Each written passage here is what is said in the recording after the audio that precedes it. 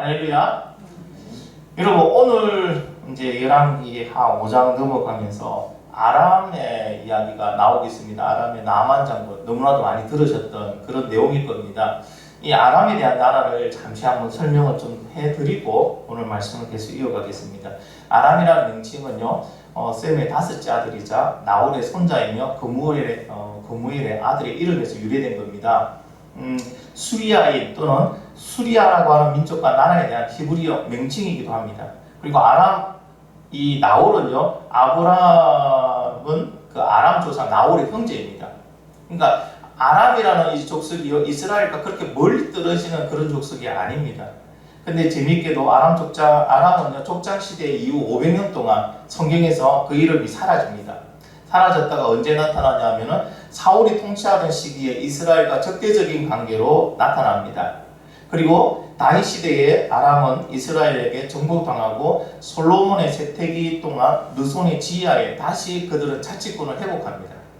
그 후 아람과 이스라엘은 관계가 급속도로 악화되고 북이스라엘의 아합 통치 시대에는 이 아람과 전쟁이 끊이지 않게 됩니다. 특히 나만 장군이 아람 군대 장관으로 활동했던 BC 860년에는 이스라엘의 왕국 분열 후 세력이 약해진 틈을 타서 아람이 북이스라엘의 변방 지역을 자주 침입하게 됩니다. 오늘 나오는 그 어린 노예 소녀도 이때 잡혀간 소녀로 보여집니다. 그래서 지금 북이스라엘과는 아주 감정이 극도로 안 좋아진 그 시점에 일어난 일이라는 것을 여러분 아시고 오늘 말씀을 같이 들어주시기 바랍니다. 하나님께서는요, 이방인인 나아만과 이스라엘 출신의 어린 노예, 소녀를 통하여 믿음의 사람은 어떻게 반응을 하는지에 대해서 우리에게 가르쳐주고 계십니다. 오늘 말씀을 통하여 믿음의 반응이 어떤 것이 믿음의 반응인지를 깨달아하는 귀한 시간이 되기를 바랍니다. 자, 하나님께서는요, 나아만 장군을 통해서 믿음으로 초신자, 믿음으로 나아가는 3단계에 대해서 우리에게 가르쳐주고 있습니다. 여러분, 우리 어린이 전도입에서 우리 교육을 받을 때 보면은, 초신자, 아예 믿지 않았던 불신의 아이들은 미구하라고 그러죠. 그 다음에 이제 예수 그리스도 영접한 사람을 중생하라고 합니다. 참 재밌는 것은 오늘 나만 장군이 미구하에 속하고요. 그 다음에 이스라엘에서 노예로 잡혀온 어린 소녀는 중생아에 속합니다. 그래서 미구아와 중생아의 그 믿음의 모습들을 우리가 같이 볼 수 있습니다. 자, 나만 장군은요, 불신의 사람이 믿음의 사람으로 변화될 때 생기는 세 가지 단계에 대해서 잘 나와 있습니다. 첫 번째는요, 나만 장군은 현실을 정확하게 파악합니다. 그래서 현실 인식의 단계입니다. 첫 번째는 현실 인식의 단계입니다. 내가 어떤 현실에 처해 있는가, 어떤 문제가 있는가.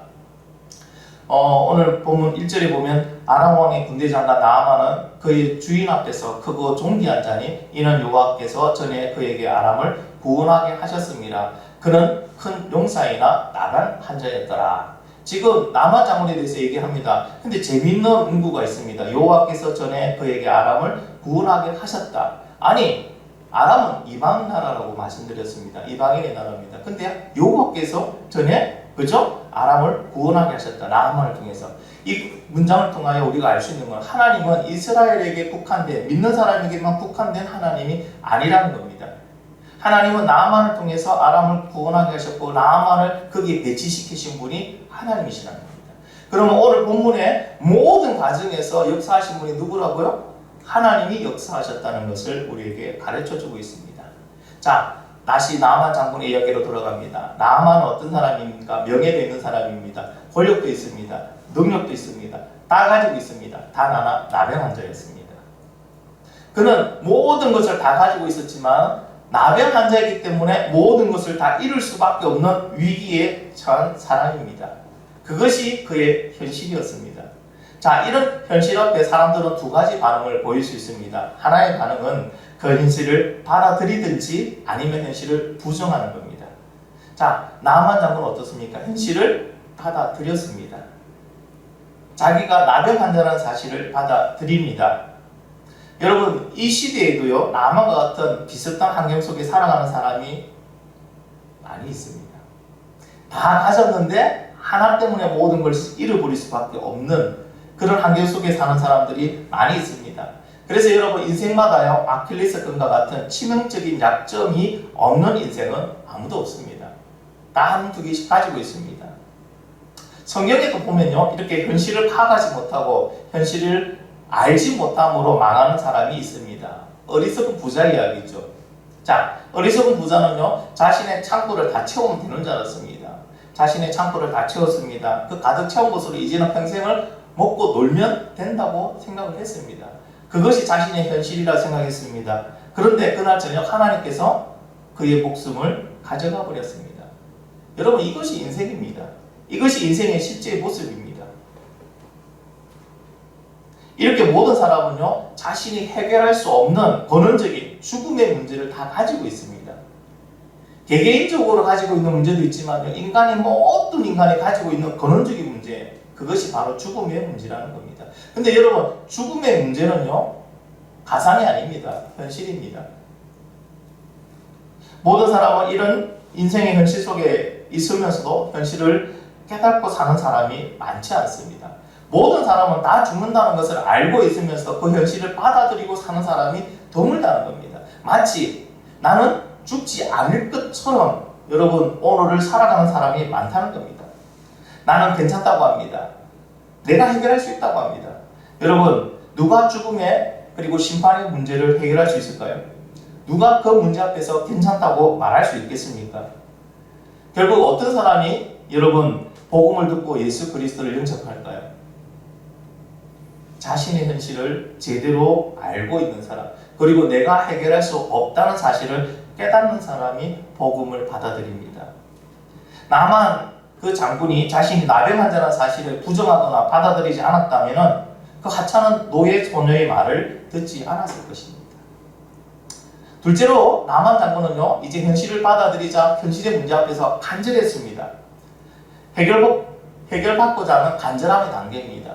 여러분 누구나 현실을 파악했다고 현실을 받아들였다고 간절해지는 것은 아니었습니다. 나만은요 자신의 나병이 치유되기를 간절히 원했기 때문에 어린 소녀가 그것도 노예가 하는 말에 귀를 기울였던 것입니다. 여러분 사람들 중에서는요 자기의 현실을 깨달아 안다 해도 이렇게 간절하게 나가는 사람이 전부 다가 아닙니다. 몇몇 사람들은요 그냥 자포자기하는 사람도 있습니다. 또 어떤 사람들은요 고집을 부리면서 자신의 방법으로 이것을 어떻게 해보려는 그런 사람들도 있습니다.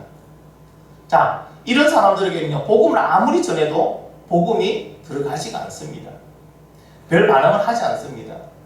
자신의 마음속의 문제를 해결하는 간절한 그리고 내가 해결할 수 없다는 걸 깨닫는 그 사람만이 복음을 받아들입니다.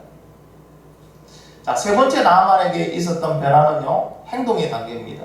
자, 나아만은요 먼저 그 부인이 그 어린 노예 소녀의 이야기를 듣습니다. 그 부인이 나아만에게 얘기합니다. 나아만은요 즉시로 또 누구에게? 아람 왕에게 얘기합니다. 그래서 이스라엘 북이스라엘로 자신이 갈 수 있게 해달라고 합니다. 여러분 이 모든 과정이요 그냥 즉시로 일어납니다. 단계적으로 탁탁탁 바로 일어납니다. 여러분 고민했다는 부분이 하나도 없습니다.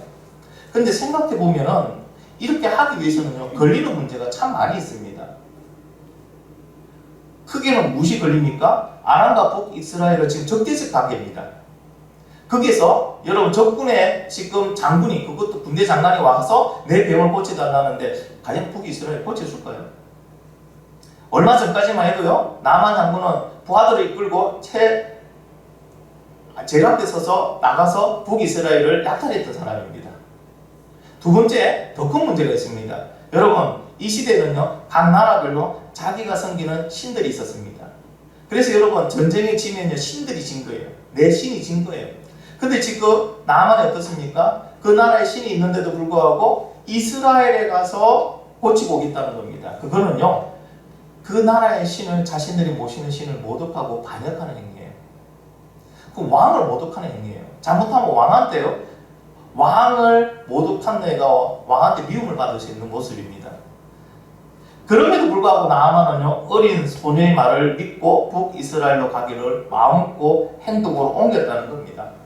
여러분 누구나 마음을 먹는 거는 마음 먹는 것까지는 누구나 잘 합니다. 그렇지 않습니까? 여러분 매월 정월 초하루가 되면은 많은 사람들이 하는 작정이 뭡니까? 마음으로 딱 결심하는 게 뭡니까? 금연. 그죠? 우리 또 친구들은, 우리 어린 아이들은 뭡니까? 열심히 공부하는 거. 뭐 이런 식으로 살 빼는 거, 이런 식으로 여러분 작정 많이 합니다. 누구나 합니다. 그러나 결국에는 그 마음으로 먹은 것을 실천으로 옮기는 사람은 적다는 겁니다. 마음으로 작정했는데 이 시간이 오래 가면 갈수록 여러분 행동을 옮기기는 더 힘들어집니다. 근데 나만 어떻습니까? 나만은 마음으로 작정하자 바로 행동으로 옮겨갑니다. 이것이 나만 장군이 구원받을 수 있었던 또 하나의 여러분 좋은 점이라고 저는 생각합니다. 인생의 문제를 파악하고 그 인생의 문제를 해결받기를 원하시는 분이 계십니까? 그렇다면 지금 예수 그리스도를 영접하시면 됩니다. 나만 장군이 주저하지 않고 행동한 것처럼 지금 내가 예수님을 나의 주인으로 받아들이면 여러분의 인생의 모든 문제가 해결될 줄 믿습니다. 자, 우리가 복음을 전할 때 이 세 가지의 단계를 생각하시면서 여러분 상대방에게 복음을 전하면 더 효과적으로 복음을 전할 수 있을 줄 믿습니다. 여러분 고구마 전도왕의 고구마 그 전도법에 대해서 여러분 들어보신 적이 있을 겁니다. 이것이 생고구마냐 아니면 익은 고구마냐. 이 3단계를 통하여 여러분 구분하여 보면 이 사람이 지금 익어가는지를 알 수 있다는 겁니다. 거기에 맞춰서 더 기도하시고 복음을 전하면 복음에 더 많은 열매들이 열릴 줄 믿습니다. 자, 나만 장군에게 일어난 이 모든 일은 어디에서부터 시작된 겁니까? 어린 노예 소녀가 자랑한 한 말에서 시작이 됩니다. 하나님께서는요, 어린 소녀를 통해 믿음의 반응은 자랑하는 것임을 우리에게 가르쳐 주고 계십니다. 자, 노예로 잡혀온 어린 소녀가 한 것은 주인 앞에서 그 주인의 병인 나병을 보고 자신의 나라에 있는 선지자 엘리사를 자랑한 것 그거밖에 없습니다. 그렇지 않습니까? 여러분 3절에 보면 그의 여주인에게 이르되 우리 주인이 사마리아에 계신 선지자 앞에 계셨으면 좋겠나이다. 그가 그 나병을 고치리이다 하는지라. 이거밖에 없어요. 그냥 자랑 딱 한마디 한 것밖에 없습니다. 그가 그 나병을 고치리이다. 직역하면 이렇습니다. 그는 틀림없이 그의 문둥병을 그로부터 제거할 것입니다. 이거는 여러분 해줄 수 있을까? 있을 것이 아닌 건 확신이에요. 이거는 엘리사에 대한 어린 소녀의 신뢰가 대단했습니다. 그런데 더 정확하게 말하자면 이 어린 소녀가 가졌던 신뢰는요, 엘리사를 통하여 역사하시는 하나님에 대한 절대적인 신뢰입니다. 이렇게 어린 소녀는 자신이 알고 있는 사실을 자신 있게 자랑하듯 말했습니다. 그 자랑하듯 말한 것이 이러한 큰 변화를 만들어내고 있습니다. 그런데 여러분, 환경은요, 그 아이가 있는 환경은요, 노예로 잡힌 이스라엘 출신의 그 어린 소녀가 이렇게 말할 수 있는 환경이 아닙니다. 왠지 아십니까? 한번 여러분 생각해 보세요. 지금 그 아이는 노예로 잡혀와 있습니다. 하나님께서 살아계신다면 자신을 이렇게 노예로 만들지 않았을 것이라고 하나님을 불신하고 원망하고 저주할 수 있는 그런 상황입니다. 그렇지 않습니까? 내가 좋은 상황에서 하나님을 신뢰하고 하나님 따르는 건 너무 맛있습니다. 근데 내 환경은 어떻습니까? 이 아이의 환경은 어떻습니까? 지금 노예입니다. 아니 하나님이 살아계신다면 나를 이 상태로 만들지 않았을 것이라고 하나님을 원망하고 저주하고, 그렇죠? 하나님을 미워할 수 있는 상황인데도 불구하고 그 아이는 하나님을 자랑했습니다. 그리고 두 번째요. 만약에 나만이 가서 병을 고치지 못하고 돌아온다면은 그 아이는요, 자신이 말한 그 한마디 때문에 목숨을 잃을 수 있다는, 여러분, 그런 환경이 있습니다. 자신이 말 한마디 때문에 목숨을 걸어야 하는데 왜 자신에서 그런 위험에 여러분 자기를 노출시키겠습니까? 자기는 노예일 뿐인데, 그렇지 않습니까? 이런 환경적인 사정보다 그 아이는요, 하나님을 향한 확신과 신뢰가 있었기에 하나님을 당당하게 자랑할 수 있었던 겁니다. 내 상황과는 전혀 상관없는 겁니다. 하나님이시니까, 하나님은 이런 분이시기 때문에 그 아이는 자신 있게 하나님을 자랑했습니다. 믿음의 반응은 하나님을 자랑하는 것입니다. 자, 그 어린 소녀가 한 자랑은요, 작게는 나만 개인의 그 가정의 행복을 여러분 가져오게 되었고, 여러분 크게는 북이스라엘과 이방인들에게 하나님의 능력과 하나님의 참되심을 입증하는 계기가 되었습니다. 마치 여러분 나비 효과가 돼서 다시 돌아온 겁니다. 그 아이가 말했던 그 자랑의 한마디가 나비 효과가 되어서 큰 태풍이 되어서 돌아왔습니다. 이렇게 하나님께서는요, 어린 소녀라 할지라도 그가 가지고 있는 믿음이 있다면 그 믿음을 귀하게 사용하십니다. 그 믿음을 통해서 하나님은 세상에 예상하지 못했던 크고 놀라운 일들을 오늘 또 하실 줄 믿습니다. 여러분, 하나님은 결국 우리에게 뭘 찾으십니까? 우리의 능력 찾습니까? 우리의 재능 찾습니까? 우리의 물질 찾습니까? 아닙니다. 우리가 가지고 있는 믿음을 찾고 계십니다. 하나님은 그 믿음을 사용하신다는 걸 꼭 기억하시기 바랍니다. 여러분, 믿음의 반응은 하나님을 자랑하는 것입니다. 여러분, 자랑을 잘하는 방법에 대해서 가르쳐 드리겠습니다. 자랑을 잘하는 방법이 있습니다. 첫 번째는 잘 알아야 합니다. 내가 모르는 걸 어떻게 자랑합니까? 여러분, 가만히 들어보세요. 아이들이 자기는 아무 말 못하고 가만히 있다가요, 갑자기 지가 잘하는 게임이 나오거나 지가 또 관심 있고 많이 알고 있는 게 딱 나오면요, 그때부터 말문이 탁 트입니다. 그냥 쉴 새 없이 떠듭니다. 왜 그런가요? 내가 잘 알고 있기 때문에 그렇죠. 여러분, 하나님에 대해서 모르는 사람은 하나님에 대해서 자랑할 수가 없습니다. 내가 아는 만큼 있는 것처럼요, 내가 아는 만큼만 자랑하는 겁니다. 여러분, 하나님을 많이 알아가시길 바랍니다. 두 번째는요, 경험이 많아야 합니다. 여러분, 이 어린 소녀가 이스라엘에 있는 우리 선지자 앞에 가면은 그 문둥병이 났습니다. 어떻게 이야기를 할 수 있었을까요? 엘리사가 그동안 했던 많은 것을 그 아이는 보고 들었던 거예요. 그렇기 때문에 그 아이는요, 그냥 당당하게 자랑할 수 있었던 겁니다. 여러분, 경험이 많아야 됩니다. 여기서 말하는 경험은 어떤 경험입니까? 하나님과 함께하는 경험입니다. 하나님께서 하셨음을 내가 체험하는 경험입니다. 이 경험이 많은 사람은요, 자랑하지 말라고 해도 자랑하게 되어 있습니다. 그렇지 않습니까? 여러분, 아이들이 놀이기구를 타고 옵니다. 타고 와서는 뭐라고 말하는지 아십니까? 너무 대단하다고 합니다. 재밌다고 합니다. 신난다고 합니다. 그런 건 이 세상에 없다고 합니다. 그 아이들 왜 그렇게 자랑할까요? 탔으니까요. 타보지 않은 아이들은요, 그런 자랑을 하지 못해요. 우리 하나님을 많이 경험하는 저와 여러분이 되기를 간절히 바랍니다. 세 번째는요, 관계가 가까워야 돼요. 여러분, 관계가 불편한데 어떻게 자랑합니까? 하나님과 나와의 관계가 불편한데 어떻게 하나님을 우리가 자랑할 수 있겠습니까? 여러분, 자랑할 때 보면요, 친한 사람은 더 많이 자랑합니다. 관계가 좋은 사람만 관계합니다. 우리가 김정일이, 김정은이 이렇게 자랑하지는 않지 않습니까? 관계가 안 좋으니까요. 여러분, 나하고 관계가 좋은 사람을 많이 자랑하듯이 하나님과 관계가 좋아질 때 우리가 하나님을 더 많이 자랑할 줄 믿습니다. 여러분, 인간은 자랑하는 동물이라는 말이 있습니다. 물론 이 말은 제 말입니다. 인간은 자랑하는 동물이더라고 맞더라고요, 보니까요. 여러분, 전교 1등하는 자녀를 자랑하지 않는 부모가 있습니까? 내가 성공했는데 나의 성공을 자랑하지 않는 사람이 없더라는 겁니다. 분명 하나님은 자녀가 1등하는 것보다, 내가 성공하는 것보다 더 귀하고 전능하신 분인 줄 믿습니다.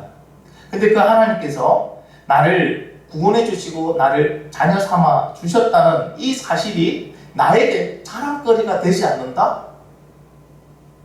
그럼 저는 이렇게 봅니다. 그는 구원받지 못했기 때문이다. 여러분, 내가 구원받았다는 사실이 엄청난 자랑으로 느껴지십니까? 그것을 많은 사람에게 자랑하고 있습니까? 그게 정상입니다. 그렇지 않습니까? 살아있는 것은 반드시 반응하게 되어 있습니다. 우리 눈에 보이지 않는다는 것뿐이죠. 살아있는 것 자체는, 모든 살아있는 것은 다 반응을 합니다. 지렁이도 밟으면 꿈틀거린다고 하잖아요. 여러분, 반응을 합니다. 그렇듯이 살아있는 믿음은 반드시 반응하게 되어 있습니다. 오늘은 어떤 반응을 이야기해 주고 계십니까? 자랑이라는 반응을 반드시 하게 된다는 것을 이야기해 주고 있습니다. 이스라엘의 어린 소녀가 자신의 환경을 핑계하지 않고, 환경과 전혀 상관하지 않고 언제 어디 있으나 하나님을 자랑한 것처럼 우리도 하나님을 자랑하는 저와 여러분이 되기를 간절히 바랍니다. 여러분, 우리 중에 지금 본문에 나온 노예로 잡힌 어린 소년보다 더 못한 환경에 처한 사람은 없지 않습니까? 그렇다면 우리는 이 아이보다 더 많이 하나님을 자랑할 수 있어야 될 줄 믿습니다. 우리가 하나님을 자랑하는 그 믿음의 반응을 통하여 하나님은 놀라운 일들을 향하여 가실 줄 믿습니다.